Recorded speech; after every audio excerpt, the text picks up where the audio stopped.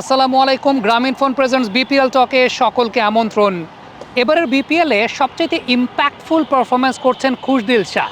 রংপুর রাইডার্সের জয়ের পেছনে ম্যাক্সিমাম নাম্বার অফ অকেশনস অবদানটা কিন্তু খুশদিল শাহর অলরাউন্ডিং পারফরমেন্সের।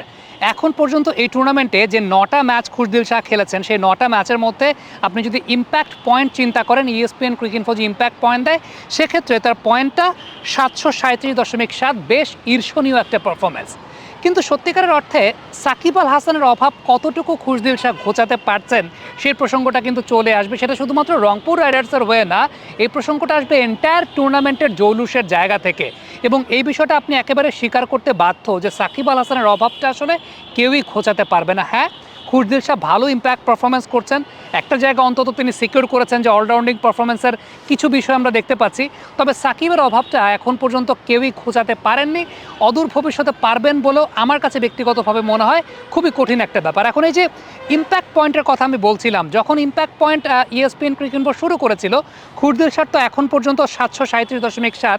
তবে যে বছরটা শুরু করেছিল 2022 সালে, সাকিব আল হাসানের সেই বছর কিন্তু ইম্প্যাক্ট পয়েন্টটা ছিল 850-এরও ওপরে, এবং সেই বছরটাতে সাকিব আল হাসান দুর্দান্ত পারফর্ম করেছিলেন সেই 850 পয়েন্ট সিকিউর করতে।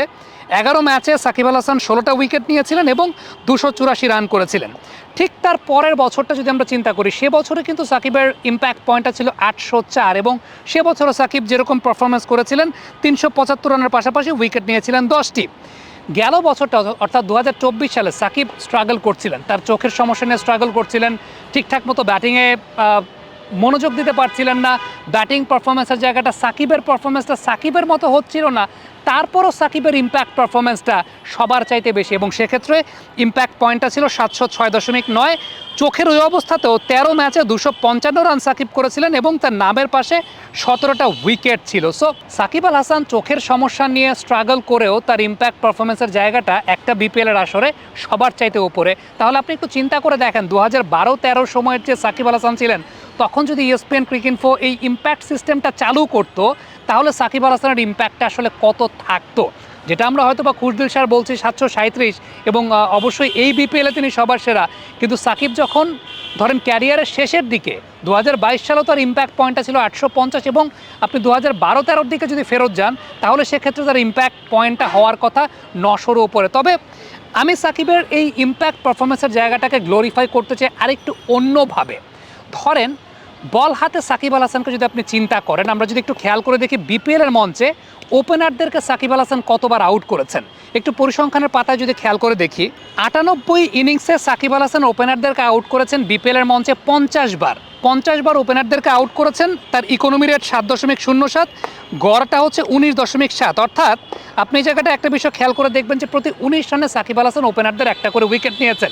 এটাকে আরেকটু গভীরে যদি আমরা অ্যানালাইসিস করি, যখন ডিফেন্ড করছে, রান ডিফেন্ড করছে, অর্থাৎ আগে ব্যাটিং করেছে সাকিবের দল, সাকিব পরে বোলিং করছেন, এই সময়টায় ওপেনারদের উইকেটটা ইম্প্যাক্ট অনুযায়ী সবচাইতে ইম্পর্টেন্ট।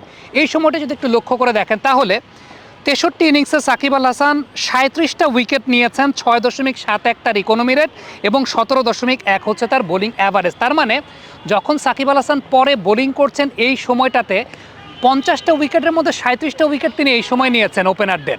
আবারও বলছি, ওপেনারদের উইকেটের কথা বলা হচ্ছে, 37 বার তিনি ওপেনারদের উইকেট নিয়েছেন ডিফেন্ড করার সময়। ইন টোটাল আগে বোলিং পরে বোলিং মিলিয়ে তিনি 50টা উইকেট নিয়েছেন, যে 50টা উইকেটের 37টা উইকেট তিনি নিয়েছেন পরে বোলিং করতে গিয়ে, অর্থাৎ ডিফেন্ড করতে গিয়ে। এটাই কিন্তু সাকিব আল হাসানের ইম্প্যাক্ট পারফরমেন্সের আমার কাছে মনে হয় সবচাইতে বড় পরিচায়কের জায়গাটা। আমার মনে হয় 4, 5, 6, 7 নিয়ে ব্যাটিং অর্ডার আলোচনা করার দরকারই নাই।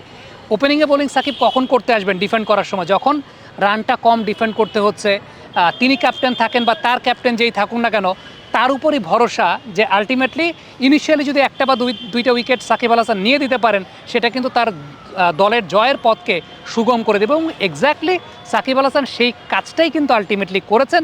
এবং আমার কাছে মনে হয় যে তার ইম্প্যাক্ট বোঝাতে চাইলে এই ওপেনারদেরকে তিনি ডিফেন্ড করার সময় কতবার আউট করেছেন, তার ইকোনমি কত, অ্যাভারেজ কত, সেটাই মনে হয় সবচেয়ে বড় পরিচায়কের জায়গাটা, যেটা Shakib Al Hasan over the years করেছেন। আমি 4, 5, 6, 7-এ নাই গেলাম, ভিডিওটা হয়তো অনেক বেশি মাত্রায় লেন্দি হয়ে যাবে, বাট আপনারা বুঝতেই পারছেন যে ওপেনারদেরকেই যখন ওইভাবে করেছেন, 4, 5, 6, 7-এ ব্যাপারটা কীরকম হতে পারে।